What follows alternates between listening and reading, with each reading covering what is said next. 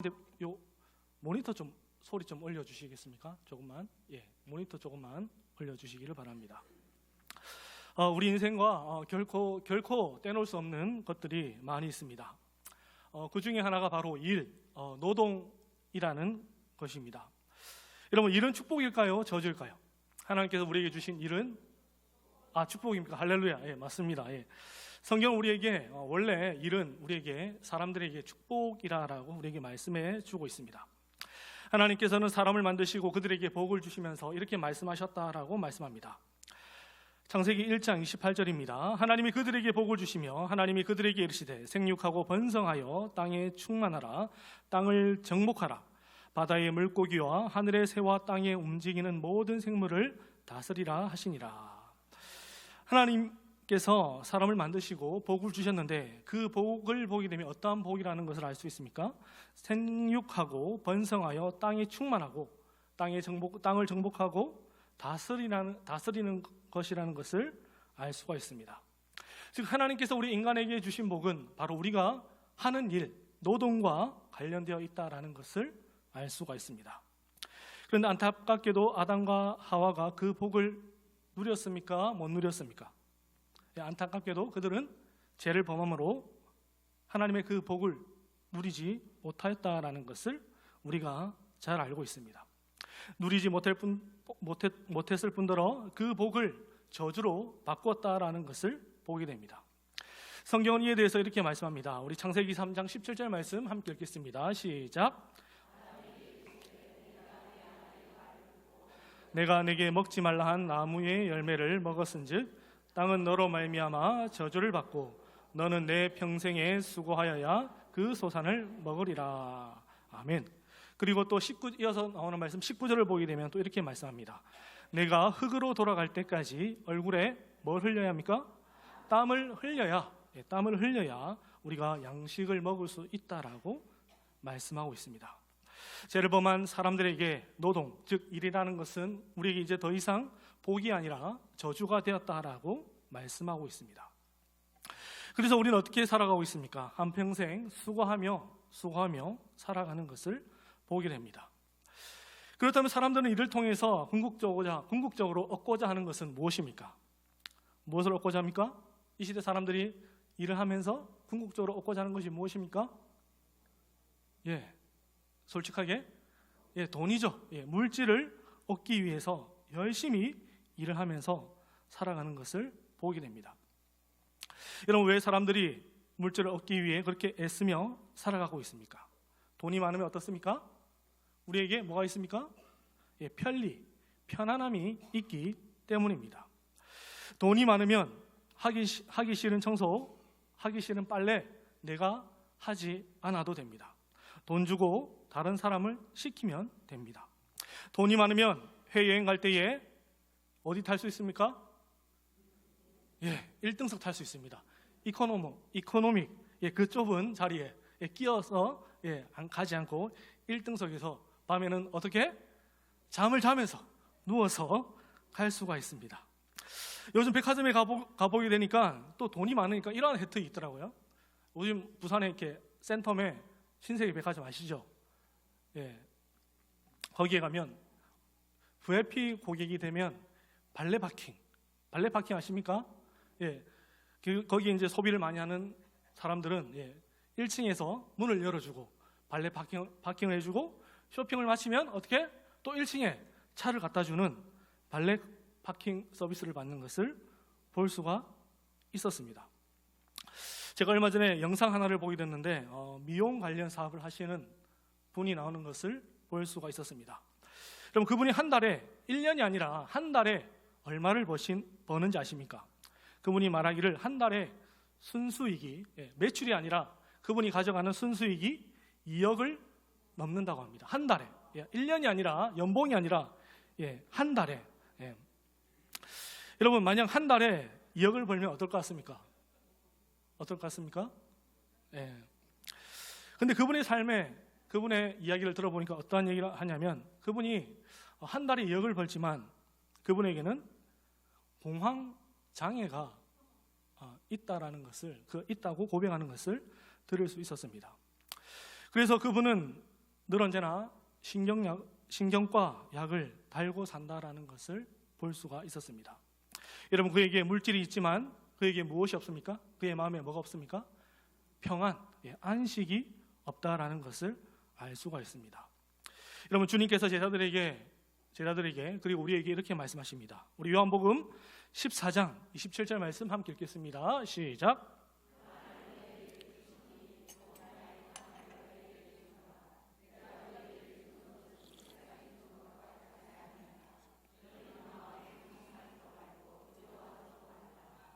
아멘. 물질이 많아도 근심하는 것이 인생이며 힘과 권력이 있어도 두려운 것이 우리 인간의 인생입니다.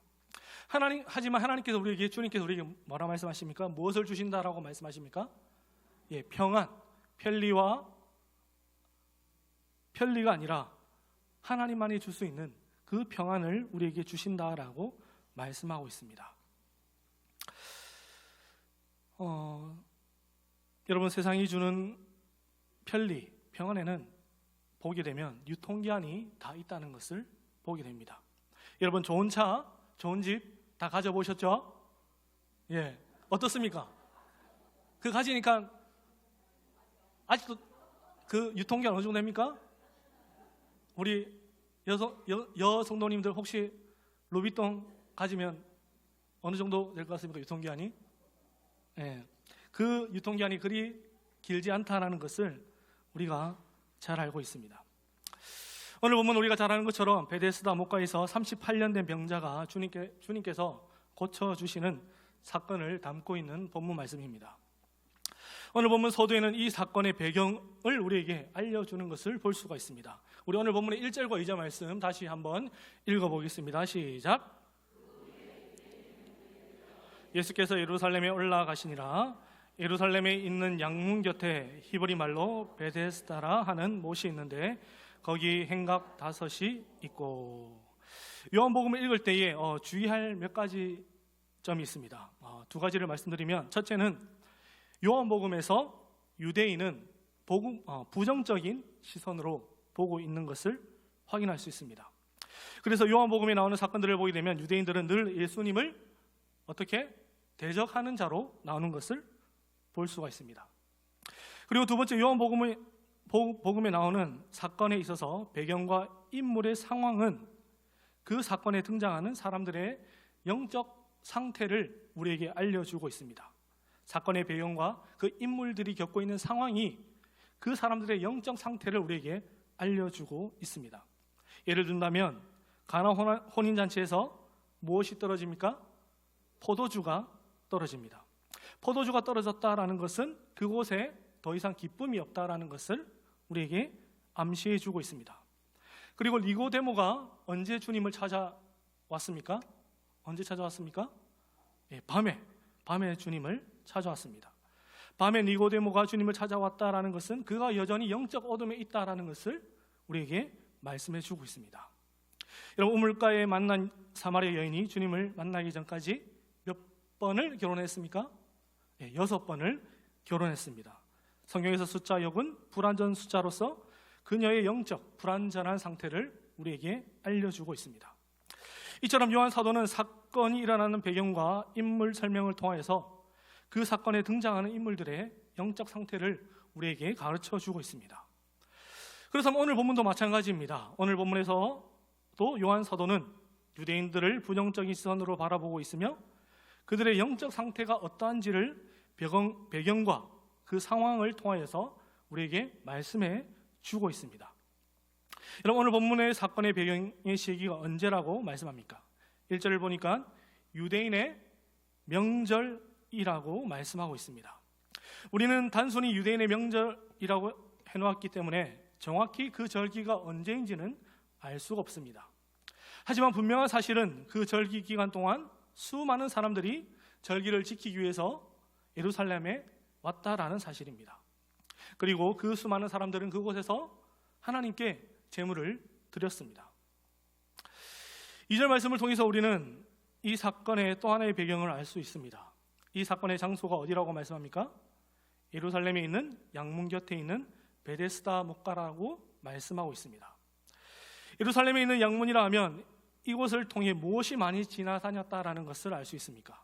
바로 제사에 드려질 많은 양들이 이 문을 통해서 지나갔다라는 것을 알 수 있습니다.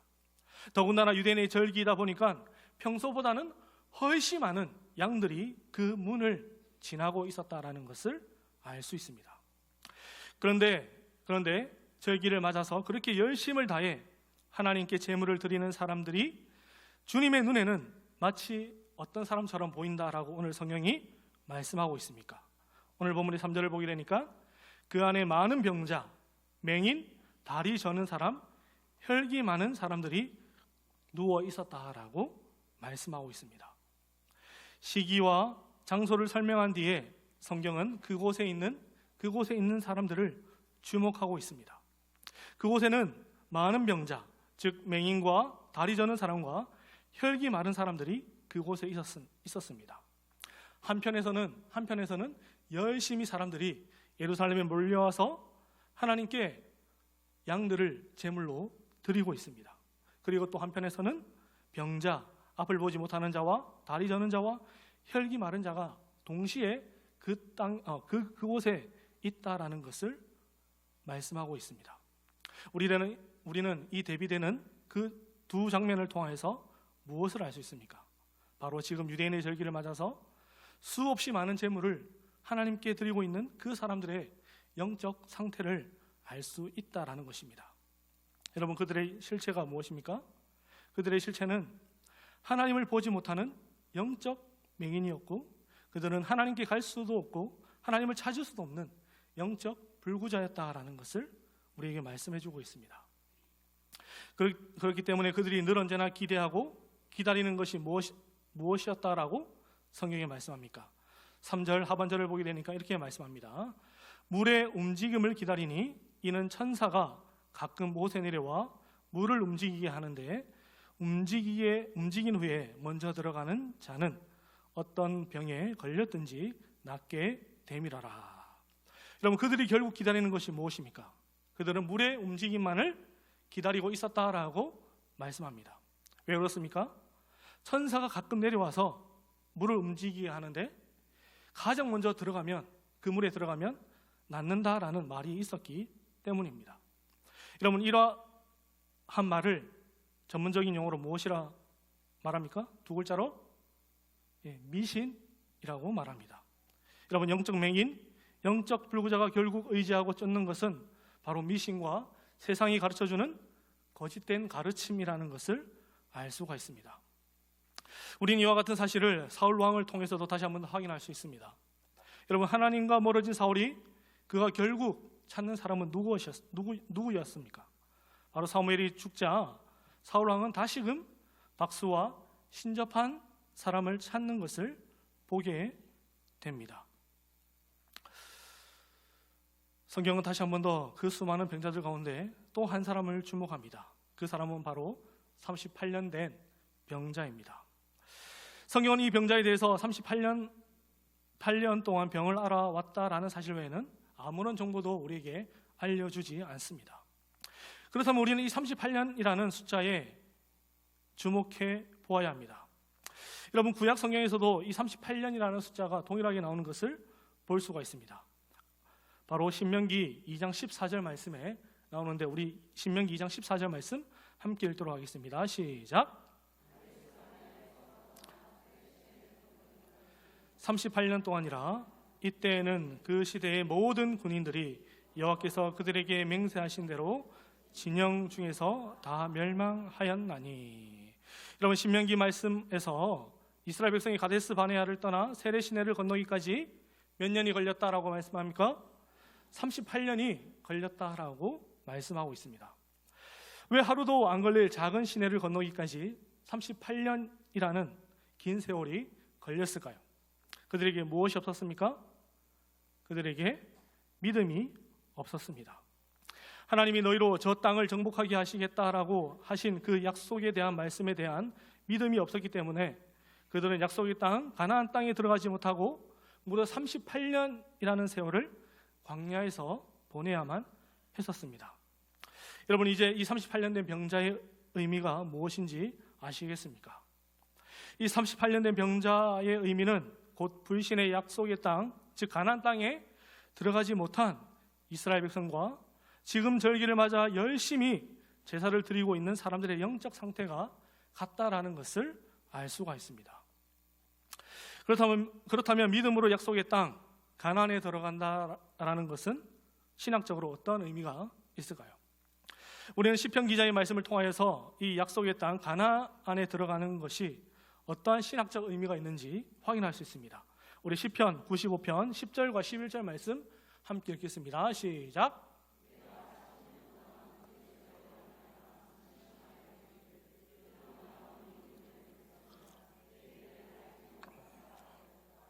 그러므로 내가 노하여 맹세하기를 그들은 내 안식에 들어오지 못하리라 하였도다. 아멘. 여러분, 시편 기자가 약속의 땅 가나안에 들어가는 것을 무엇을 의미한다라고 말씀합니까? 하나님이 주시는 안식에 들어가는 것과 같다라고 말씀하고 있습니다. 그래서 우리는 이 38년 된 병자가 아직 하나님의 안식에 들어가지 못한 이스라엘, 즉 열심을 다해서 절기를 지키고 있지만 하나님께 제사는 드리고 있지만 그들은 여전히 하나님이 주시는 안식을 누리지 못하고 있다라는 것을 알 수가 있습니다. 그런 그를 향해서 주님이 무엇이라 말씀하십니까? 네가 낫고자 하느냐? 그런데 재밌게도 38년 된 병자가 무엇이라 답할까요? 답합니까? 7절 말씀을 보게 되니까 병자가 대답하되 주여 물이 움직일 때에 나를 못에 넣어주는 사람이 없어 내가 가는 동안에 다른 사람이 먼저 내려가나이다.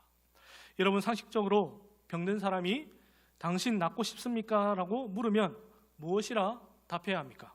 네, 제 병이 낫고 싶습니다 라고 답을 해야 합니다. 하지만 이 병자는 무엇이라 답합니까? 주여 물이 움직일 때에 나를 못에 넣어주는 사람이 없어서 제가 여전히 이 병에서 낫지 못하고 있습니다 라고 답을 합니다. 우리는 이 대답을 통해서 이 38년 된 병자가 자신 앞에 찾아온 그 사람이 누구인지, 또 그분이 어떠한 일을 하실 수 있는 분이신지를 전혀 알지 못하고 있다는 것을 알 수가 있습니다. 그분이 어떠한 분이며 그분이 어떠한 일을 하실 수 있는지를 알았다면 그는 그렇게 대답하지 않았을 것입니다. 하지만 자신을 전혀 알지 못하는 그를 향해서 주님이 무엇이라 말씀하십니까? 8절과 9절을 보게 되니까 예수께서 이르시되 일어나 내 자리를 들고 걸어가라 하시니 그 사람이 곧 나와서 자리를 들고 걸어가니라. 놀랍게도 주님은 자신이 누구인지 전혀 알아보지도 못하고 여전히 세상의 거짓된 가르침에 미혹되어 있는 그 38년 된 병자를 고쳐주시는 것을 볼 수가 있습니다. 우리는 이를 통해서 무엇을 확인할 수 있습니까? 구원은 우리의 어떠함보다 하나님의 뜻이 앞선다라는 사실을 확인할 수 있습니다. 그래서 요한복음 1장에서 이렇게 말씀합니다. 우리 요한복음 1장 12절과 13절 말씀 함께 읽겠습니다. 시작. 하나님의 자녀가 되는 권세를 주셨으니 이는 혈통으로나 육정으로나 사람의 뜻으로 나지 아니하고 오직 하나님께로부터 난 자들이니라. 아멘. 구원은 하나님의 전적인 은혜입니다. 그런데 하필 이 38년 된 병자가 고쳐준 날이 언제라고 오늘 성경이 말씀합니까? 9절을 보니까 안식일이었다라고 말씀합니다. 여러분, 안식일이 어떤 날입니까? 아니, 안식일이 어떻게 해서 만들어졌다라고 성경이 말씀합니까? 우리가 안식일의 의미를 올바르게 이해하기 위해서는 안식일이 처음 만들어진 창세기의 말씀으로 돌아가야 합니다. 여러분, 창세기 1장을 보게 되면 우리가 잘 아는 것처럼 창조의 기사가 나옵니다. 하나님은 첫째 날 빛을 만드신 것부터 시작해서 여섯째 날 사람을 만드시기까지 창조의 기사가 나오는 것을 볼 수가 있습니다. 그리고 그 하나님의 창조 사역이 마치고 성경은 이렇게 말씀합니다. 우리 창세기 2장 2절 말씀 함께 읽겠습니다. 시작. 그가 하시던 모든 일을 그치고 일곱째 날에 안식하시니라. 아멘. 여러분, 성경은 하나님께서 지금까지 무엇을 하셨다라고 말씀합니까? 일을 하셨다. 모든 일을 그치고 일을 하셨다라고 말씀합니다. 그리고 그가 하시던 모든 일을 마치자 일곱째 날에 무엇이 왔다라고 말씀합니까? 안식, 안식이 왔다라고 말씀합니다. 여러분, 하나님의 일하심의 결과가 무엇입니까? 안식이라는 것을 알 수가 있습니다. 사랑하는 성도 여러분, 어떠한 사람이 진정한 하나님이 주시는 그 안식을 누릴 수 있습니까? 바로 하나님의 일하심을 믿는 자, 하나님이 일하시고 계시다는 그 사실을 본 사람만이 진정으로 이 세상이 주지 못하는 그 주님이 약속하셨던 하나님이 주시는 안식을 누릴 수 있습니다. 그런데 다른 복음서에서 주님께서 무엇이라 말씀하셨습니까? 마태복음 12장 8절을 보게 되니까 인자는 안식일의 주인이니라라고 말씀합니다. 그런데 유대인들의 반응이 어떻습니까? 우리 오늘 함께 읽지는 않았지만 10절을 보게 되면 이렇게 말씀합니다. 유대인들이 병난 사람에게 이르되 안식일인데 네가 자리를 들고 가는 것이 옳지 아니하니라. 지금도 그렇지만 유대인들에게는 안식일날 해서는 안 되는 39가지 규정이 있다고 합니다.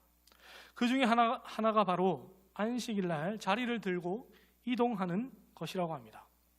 자신들은 안식일을 잘 지키기 위해서 39가지 규정이나 만들어서 안식일을 열심히 지킨다고 하는데, 여러분, 주님 눈에 보기에는 그들이 어떻게 보였다라고 오늘 성경이 말씀합니까?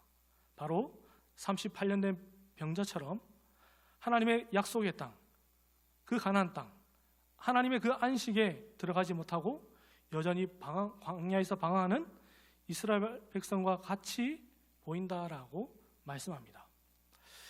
이 일로 인하여서 이제 유대인들은 예수님을 박해하기 시작합니다. 16절 말씀 보게 되니까 그러므로 안식일에 이러한 일을 행하신다 하여 유대인들이 예수를 박해하게 된지라. 그러자 자신을 박해하는 유대인들을 향해서 주님께서 무엇이라 말씀합니까? 요한복음 5장 17절을 함께 읽겠습니다. 시작. 예수께서 그들에게 이르시되 내 아버지께서 이제까지 일하시니 나도 일한다 하시매. 아멘.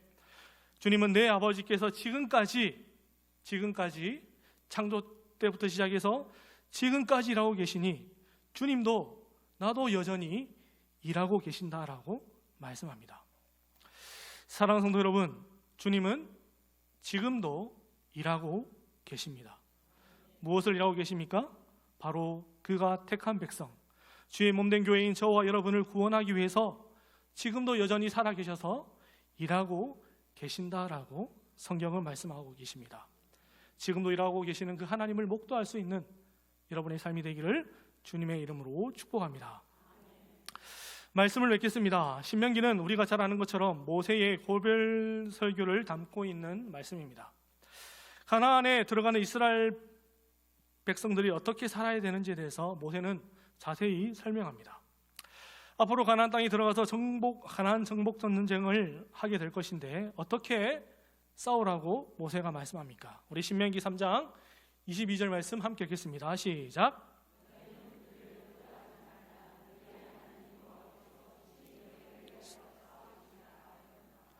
아멘.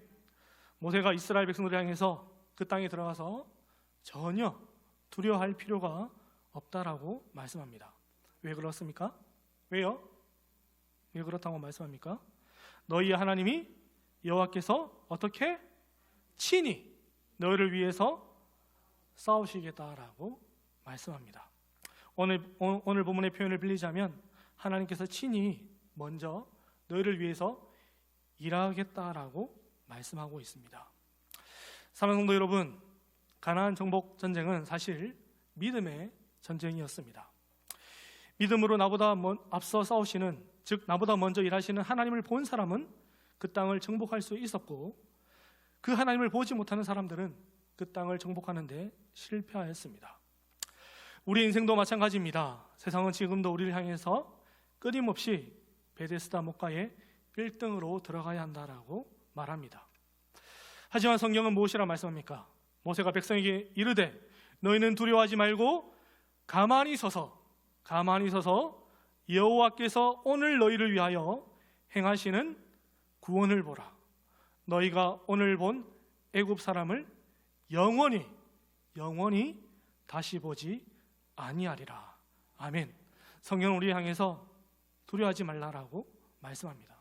그리고 가만히 있어서 우리를 위해서 싸우시는, 우리를 위해서 일하시는 그 하나님을 가만히 바라보라라고 말씀합니다.